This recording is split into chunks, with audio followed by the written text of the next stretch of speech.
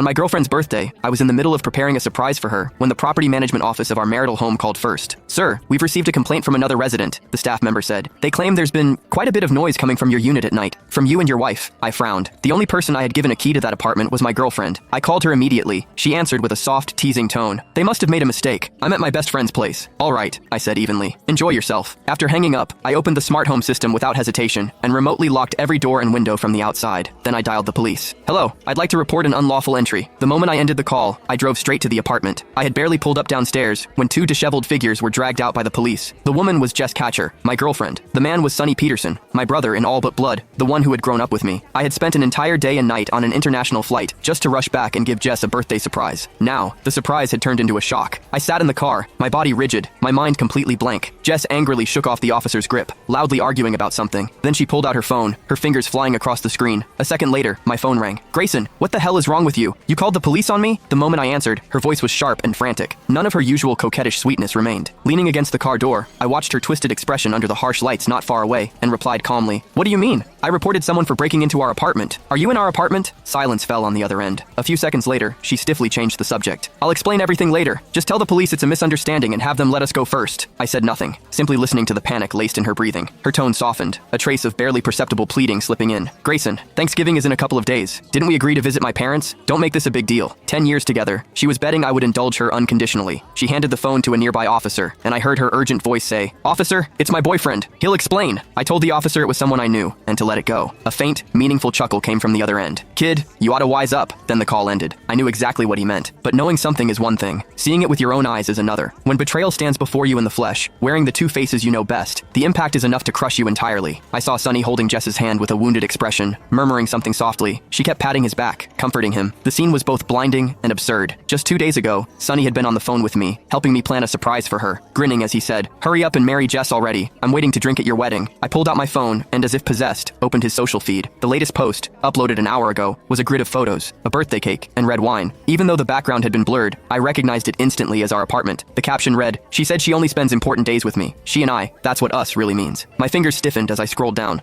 Last holiday, Jess had told me she had to work overtime on a last-minute project, pulling an all-nighter. On Sonny's feed, there were two intertwined hands, fireworks lighting up the riverside behind them. On the woman's wrist was a small red mole, one I knew all too well. On the last Valentine's Day, Jess had said her best friend was heartbroken and needed company. Sonny had posted a photo of 2 movie tickets, before sunset, with the caption, "Watching an old film with the one I love." And then there were the 14th of every month, when Jess always found one excuse or another to avoid seeing me. So that was where she had been, with Sonny. What else